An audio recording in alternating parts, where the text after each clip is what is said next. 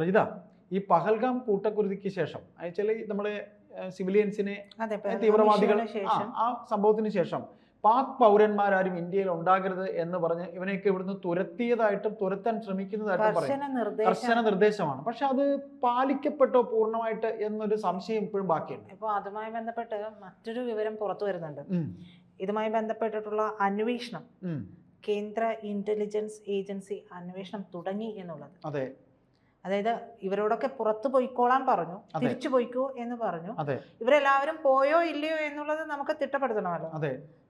അതിൽ മറ്റൊരു കാര്യം എന്ന് പറയുന്നത് ഈ പഹൽഗാം സംഭവത്തിൽ ബന്ധമുള്ളവരുടെ കാര്യങ്ങൾ അന്വേഷിച്ചെന്നപ്പോ കേരളത്തിലേക്ക് വരെ അന്വേഷണം എത്തിയിരുന്നു അല്ലെ. അതിന്റെ സൂത്രധാരനായിട്ടുള്ള ഷെയ്ഖ് സജാദ് ഗുൽ, ഇയാള് കൊച്ചിയിൽ ഒരു ലാബ് ടെക്നീഷ്യൻ പഠനം നടത്തിയിരുന്നു എന്നുള്ള വിവരമാണ് ഒടുവിൽ നമ്മൾ കേട്ടത്. മുഖ്യ സൂത്രധാരൻ ഒരാളാണ്. അപ്പോൾ ഈ പറയുന്ന ഗുൽ പഠിച്ചത് പെരുമ്പാവൂരിലാണ് എന്നുള്ളതാണ്. വർഷങ്ങൾക്ക് മുമ്പ് നടന്ന കാര്യമാണ്. ലാബ് ടെക്നീഷ്യൻ കോഴ്സാണ്. അപ്പോ ക്ഷമിക്കണേ. അപ്പോ ഇതുമായി ബന്ധപ്പെട്ടിട്ട് അന്വേഷണങ്ങൾ നടക്കുന്നുണ്ട് എന്നുള്ളത് തന്നെയാണ്. പക്ഷെ ആ അന്വേഷണം ഇത്രയും വർഷങ്ങൾക്ക് മുമ്പുള്ളതായതുകൊണ്ട്, കേന്ദ്ര ഏജൻസികളുടെ അന്വേഷണം ആയതുകൊണ്ട് നമുക്ക് അതിന്റെ വിവരങ്ങൾ കിട്ടുമെന്ന് തന്നെ പ്രതീക്ഷിക്കാം. അപ്പോഴും മറ്റുള്ളവർ എവിടെ എന്നുള്ളതുണ്ട്. എല്ലാവരും പോയോ, എല്ലാവരും വീണ്ടും ഈ രീതിയിൽ തന്നെ ഇവർ തിരിച്ചു വരുന്നുണ്ടോ, ഇന്ത്യയിലേക്ക് വരുന്നുണ്ടോ, അതെ ഇനിയും വരുന്നുണ്ടോ. അതായത് കൂടുതലും ആളുകൾ എത്തുന്നത് ചികിത്സയ്ക്കും പഠനത്തിനും ഒക്കെ ആയിട്ടാണ്. ഏറ്റവും നല്ല ഹോസ്പിറ്റൽ, അതെ, ആരോഗ്യ രംഗത്ത് മെഡിക്കൽ ടൂറിസം എന്നുള്ള പേര് ഏറ്റവും കൂടുതൽ ഉയർന്നു കേൾക്കുന്നത് കേരളത്തിൽ കൂടിയാണ് എന്നുള്ളത് നമ്മൾ മനസ്സിലാക്കണം. അതായത് മെഡിക്കൽ ടൂറിസം നമുക്കറിയാം, പ്രധാനപ്പെട്ട ആശുപത്രികളുടെയൊക്കെ പേരുകൾ നമുക്കറിയാം. അപ്പോൾ ആ പേരുകളുമായി ബന്ധപ്പെട്ട് കിടക്കുന്നതുകൊണ്ട് തന്നെ പല ഹെൽത്ത് സെന്ററുകളിലും, അതായത് ലാബുകളിലൊക്കെ ഈ ലാബുകൾ കേന്ദ്രീകരിച്ച് ഞാനൊരിക്കലും ലാബിൽ പോകുമ്പോൾ വരുന്നത് അത്രയും ഇത്തരത്തിൽ അവരുടെ വസ്ത്രം, ഇസ്ലാമിക ആ ഒരു വസ്ത്രമൊക്കെ ധരിച്ചുകൊണ്ട് ഉള്ള ആളുകളാണ് കൂടുതൽ. അപ്പം ഞാൻ അന്വേഷിച്ചപ്പോൾ പറയും, ഇവരെല്ലാവരും പല പ്രമുഖ ആശുപത്രികളിലും ചികിത്സയ്ക്കായിട്ടൊക്കെ വന്നതാണ്. അപ്പോൾ ഒരു പാക്കേജാണ്. ആ പാക്കേജുമായി ബന്ധപ്പെട്ട ആയുർവേദ റിസോർട്ടുകൾ, ഈ പറയുന്ന ആയുർവേദ റിസോർട്ടുകളുടെ കാര്യം മാത്രമല്ല, റിസോർട്ടുകളിൽ വരുന്നത് ഉണ്ട്, ഇല്ലെന്നല്ല. ഇത് റിസോർട്ടല്ല, ഇത് മെഡിക്കൽ ചികിത്സയ്ക്കായിട്ട് ആശുപത്രികളിൽ വരും. അപ്പൊ അവരുടെ ചില ടെസ്റ്റുകൾ എടുക്കാൻ വേണ്ടി ആ ഒരു പാക്കേജ് ഇഷ്ടംപോലെ ആളുകൾ വരുമ്പോൾ ഈ ലാബുകൾക്ക് ഇത് പങ്കിട്ട് കൊടുക്കും. ലാബുകൾക്ക് ഇത്ര പേരുടെ ടെസ്റ്റുകളല്ല ഇന്ന ലാബിൽ, ഇത്ര പേരുടേത് ഇത്ര ലാബിൽ എന്ന് പറഞ്ഞ ടെസ്റ്റുകൾ കൊടുക്കും. അതും ഒരു പാക്കേജാണ്. അപ്പൊ അങ്ങനെ ആളെ പിടിക്കുന്നതിന് ആ പിടിച്ചുകൊണ്ടുവന്ന ഏജന്റിനും പൈസ കൊടുക്കുന്നുണ്ട്. അങ്ങനെയുള്ള കാര്യങ്ങളൊക്കെ നടക്കുന്നുണ്ട്. അതെ. അപ്പൊ ഈ വരുന്നവരിൽ ഇന്ത്യയിലേക്ക് ഇപ്പോൾ ഇത്തരത്തിലുള്ള കാര്യങ്ങളുമായി ബന്ധപ്പെട്ട് അത് വരുന്നവരുണ്ട്, പഠനത്തിനായി ഇതുപോലെ വരുന്നവരുണ്ട്, അതല്ലാത്തവരുണ്ട്. അപ്പൊ ചിലരെ കണ്ടുപിടിക്കാൻ ഏറെ ബുദ്ധിമുട്ടുണ്ടാവും. അതാണ് അന്വേഷണ ഏജൻസികളെ കുഴക്കുന്നത് എന്ന് പറഞ്ഞിട്ടുണ്ടെങ്കിൽ പാക് പൗരന്മാരായിരിക്കും. അപ്പൊ നേരിട്ട് പാക് പൗരന്മാർക്ക് ഇന്ത്യയിലേക്ക് വരാനായിട്ട് ബുദ്ധിമുട്ടുണ്ട്. അപ്പൊ അവരെന്ത് ചെയ്യും? ഈ ഒരു മറവിൽ വരാം. അല്ല, ആ മറവിലും വരാൻ പറ്റും, അതൊരു കാരണമാണ്.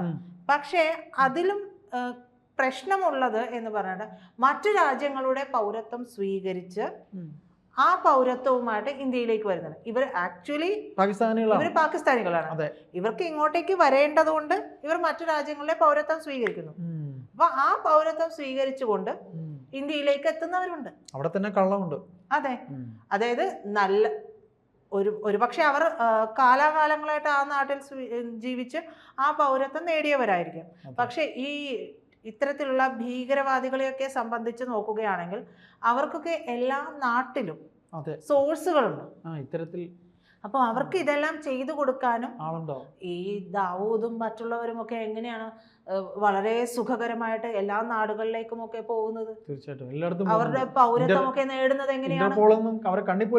ഇത്ര അവര് പറയുന്ന അത് ഓരോ രാജ്യവും നിഷ്കർഷിക്കുന്ന തരത്തിൽ അത്രയും വർഷം അവിടെ ജീവിച്ചത് കൊണ്ട് മാത്രമൊന്നുമല്ല അവർക്ക് പാസ്പോർട്ടും കാര്യങ്ങളും ഒന്നും കിട്ടുന്നത്, പൗരത്വം കിട്ടുന്നത് അല്ലേ? അപ്പോൾ ആ രീതിയിലുള്ള പ്രശ്നങ്ങളാണ് ഇവിടെ ഏറ്റവും കൂടുതൽ നിലനിൽക്കുന്നത് എന്നുള്ളത്. പൗരത്വം നേടി വരിക എന്ന് പറയുമ്പോൾ അത്രയും വർഷമെങ്കിലും താമസിക്കണ്ടേ? താമസിച്ചാലല്ലേ ഇപ്പൊ. അതാണ് ഞാൻ പറഞ്ഞത്, ഈ പറയുന്ന ഭീകരർക്കൊക്കെ അതായത് അവർക്ക് ഏറ്റവും വേണ്ടപ്പെട്ട, അതായത് സൈന്യത്തിൽ പോലും ഒരുപക്ഷെ എല്ലാ രാജ്യങ്ങളിലും സൈന്യത്തിലും വേണ്ടപ്പെട്ട പ്രധാനപ്പെട്ട സ്ഥാപനങ്ങളിലും ഒക്കെ സോഴ്സുകളുണ്ടാവും. അല്ലാതെ അവരെങ്ങനെയാണ് നമ്മുടെ വിവരങ്ങൾ ചോർത്തുന്നത്? ഇത്തരത്തിൽ അവർക്ക് ചെയ്തു കൊടുക്കാനും ആളുണ്ടല്ലോ, എല്ലാ രാജ്യങ്ങളിലും ഉണ്ടാകുമല്ലോ. അപ്പൊ ഏതൊക്കെ രാജ്യങ്ങളിൽ അങ്ങനെ കിട്ടുമോ അപ്പൊ ആ രാജ്യത്തുള്ളവരുടെ പൗരത്വം സ്വീകരിക്കാനുള്ള നടപടികൾ ചെയ്ത് അത് സ്വീകരിച്ചുകൊണ്ട് നമ്മുടെ നാട്ടിലേക്ക് വരുന്നു.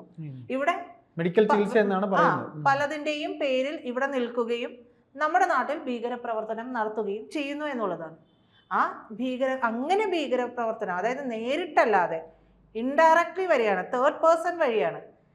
പാകിസ്ഥാനിൽ നിന്ന് നേരെ ഇന്ത്യയിലേക്ക് വരികയാണ്. നമുക്ക് എല്ലാം പരിശോധിക്കുമ്പോൾ പെട്ടെന്ന് മനസ്സിലാവും ഇത് അങ്ങനെയല്ല. മറ്റൊരു രാജ്യത്തിൻ്റെ പൗരത്വം സ്വീകരിക്കുമ്പോൾ അത് മനസ്സിലാക്കാൻ ബുദ്ധിമുട്ടുണ്ട്. അപ്പോൾ അത്തരത്തിലുള്ള അന്വേഷണത്തിലാണ് കേന്ദ്ര അന്വേഷണ ഏജൻസിയൊക്കെ അത്തരത്തിലുള്ളവരെ കണ്ടുപിടിക്കാനായിട്ടുള്ള ഒരു അന്വേഷണവുമായിട്ട് രംഗത്തെത്തിയിട്ടുണ്ട് എന്നുള്ളതാണ് ഏറ്റവും പുതിയ വിവരം. അപ്പോൾ ഇവർക്ക് ഈ പറയുന്ന പോലെ പലരും പലതിൻ്റെയും അറിവിൽ, ഈ പറയുന്നത് പോലെ പ്രധാനമായും നമ്മുടെ നാട്ടിലെത്തുന്നത് ഒരു ഭീകരൻ വന്ന് ലാബ് ടെക്നീഷ്യൻ കോഴ്സ് നമ്മുടെ ഈ കൊച്ചു കേരളത്തിൽ പഠിച്ചിട്ട് പോയി. നമ്മൾ ആരും അറിഞ്ഞില്ല. ഇത്രയും വർഷത്തിന് ശേഷം ആ ഭീകരൻ പറ്റി അന്വേഷണം, ഇങ്ങനെ ഒരു ഇഷ്യൂ ചെറുപ്പകാലത്തൊന്നും പഠിക്കാൻ വന്നത്. അതാണ് ഞാൻ പറഞ്ഞത്, അവർ ചെറുപ്പകാലത്ത് ഇതിന്റെ ഭാഗമായി തന്നെ ഇവിടെ വന്ന് പഠിച്ചിട്ട് പോകുമ്പോൾ പോലും നമ്മൾ അറിയുന്നില്ല. നമ്മൾ എങ്ങനെ തിരിച്ചറിയുമായിരുന്നു? എത്രയോ വർഷങ്ങൾക്ക് മുമ്പ്, എനിക്ക് തോന്നുന്നു 20 വർഷത്തിന് മേൽ. അല്ല, അപ്പോഴേ തന്നെ ഭീകരബന്ധമൊക്കെ ഉണ്ടാവാൻ സാധ്യത ഉണ്ടാകുന്നു. അത് ഇവരെല്ലാം വരുന്നത് ത്രൂ ആ ഒരു ചെറുപ്പപ്രായത്തിലെ വരുന്നത് ഒക്കെ ഈ ഒരു തീവ്രമായ ആശയങ്ങളുമായി ബന്ധപ്പെട്ടിട്ട് തന്നെയാണ്. ഈ ലാബ് ടെക്നീഷ്യൻ കോഴ്സ് പഠിക്കാൻ കേരളം മാത്രമേ ഉണ്ടായിട്ടുള്ളൂ. തീർച്ചയായിട്ടും. അപ്പോൾ എന്തുകൊണ്ട് കേരളം എന്നുള്ള ചോദ്യമുണ്ട്. ഏറ്റവും കൂടുതൽ എന്താ പറയാ സ്ലീപ്പർ സെൽസ് ഉള്ളത് നമ്മുടെ കേരളത്തിലാണ് എന്ന് കൂടിയുള്ള വാർത്തകളൊക്കെ വരുന്ന സാഹചര്യം കൂടിയാണ്. അപ്പൊ അത്തരത്തിൽ വരുന്ന പുതിയ വിവരം എന്ന് പറയുന്നത് എല്ലാ പാക് പൗരന്മാരും തിരിച്ചു പോകണം എന്ന് പറയുമ്പോൾ എല്ലാവരും പോയോ എന്നുള്ള അന്വേഷണവുമായിട്ട് കേന്ദ്ര ഇന്റലിജൻസ് ഏജൻസികൾ എത്തിയിട്ടുണ്ട്. അവർ പറയുന്ന ഏറെ ദുഷ്കരമായിട്ടുള്ള ഒരു കാര്യം എന്ന് പറയുന്നത് തേർഡ് പേഴ്സൺ വഴി നമ്മുടെ നാട്ടിലെത്തിയിട്ടുള്ള ആളുകളെ കണ്ടെത്തുക എന്നുള്ളതാണ്. എല്ലാവരും പോയിക്കോളാൻ പറഞ്ഞു കഴിഞ്ഞാൽ ഇത്ര ദിവസത്തിനുള്ളിൽ അവരെല്ലാവരും പോകണം എന്നുള്ളത് തന്നെയായിരുന്നല്ലോ. പക്ഷെ അവരാരും പോകില്ല. അതെ, ചികിത്സയും പഠനവും ആവുമ്പോൾ ആളുകൾ ചികിത്സ നിഷേധിക്കാൻ പറ്റുമോ? തീർച്ചയായിട്ടും. ചികിത്സ, ഒരു രോഗിയാണ്, കിടപ്പ് രോഗിയാണ്, അല്ലെങ്കിൽ ഈ പറഞ്ഞ പോലെ രക്തം ടെസ്റ്റ് ചെയ്തു അതുപ്രകാരം മരുന്ന് കഴിക്കുന്നു, സാർ ഇത്ര ദിവസം കിടക്കാൻ പറഞ്ഞിട്ടുണ്ട് എന്നൊക്കെ പറയുമ്പോൾ ഇന്ത്യ പോലത്തെ ഒരു രാജ്യം അംഗീകരിക്കും. അതെ. അപ്പോൾ ഈ പറയുന്ന തരത്തിലുള്ള ആളുകൾ പാകിസ്ഥാൻ പൗരനല്ലാത്തത് കൊണ്ട് തന്നെ ഇത്തരക്കാരെ ഒന്നും തടയാൻ കഴിയില്ല എന്നുള്ളതാണ് ഇന്റലിജൻസ് വൃത്തങ്ങളൊക്കെ പറയുന്നത്. ഈ പാക് ബന്ധമുള്ളവരെ പറ്റി അന്വേഷിക്കാൻ തുടങ്ങിയതും ഇത്തരത്തിൽ വരുമ്പോഴാണ്. ഈ അന്വേഷണം തുടങ്ങിയപ്പോഴാണ് ഗുല്ലെ കുറിച്ചുള്ള വിവരങ്ങൾ അന്വേഷിച്ചപ്പോഴാണ് കേരളം വരെ ഇങ്ങോട്ടേക്ക് എത്തിയത്. ഈ US, യൂറോപ്യൻ രാജ്യങ്ങളിൽ നിന്നൊക്കെ വരുന്നവർ താരതമ്യേന കുറവായിരിക്കും. കുറഞ്ഞ ചെലവിൽ നമ്മുടെ നാട്ടിൽ മികച്ച ചികിത്സാ സൗകര്യങ്ങൾ ലഭിക്കുന്നത് കൊണ്ടാണ് എല്ലാവരും ഇങ്ങോട്ടേക്ക് വരുന്നതും. മാത്രമല്ല വൻകിട ആശുപത്രികളുടെ സ്വാധീനവും ഒക്കെ ഇതിന് വന്നു പോകാനുള്ള സൗകര്യമായിട്ട് ഇതാകുന്നുണ്ട്. ഒരു ചികിത്സാ സൗകര്യം ഇല്ല. കേരളം മാത്രം ടൂറിസം, അതായത് മെഡിക്കൽ ടൂറിസം വിപണിയിൽ നിന്ന് കൊയ്യുന്നത് എനിക്ക് തോന്നുന്നു 30,000 കോടിയിലേറെ രൂപയാണ് എന്നുള്ളതാണ്. തീർച്ചയായിട്ടും.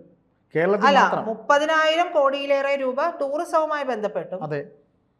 9,000 കോടി രൂപ മെഡിക്കൽ ടൂറിസം മേഖലയിൽ നിന്നും ലഭിക്കുന്നുണ്ട്. അപ്പൊ എത്രത്തോളം ഒരു വർധന, എത്രത്തോളം ടൂറിസവുമായി ബന്ധപ്പെട്ട് കിടക്കുന്നതെന്ന് അധികൃതർ ചെറുതായിട്ട് കണ്ണടയ്ക്കുന്നതായിട്ടും പറയുന്നുണ്ട്. ഇങ്ങനെ കുറെ എണ്ണം വന്നു പോകുമ്പോൾ ഇത്രയും രൂപ കിട്ടുകയല്ലേ. അതെ, അതുകൊണ്ട് അതായത് ഈ വൻകിട മുതലാളിമാരുടെ ഇടപെടൽ കൂടി ഇതിൽ ചിന്തിക്കേണ്ടതാണ്.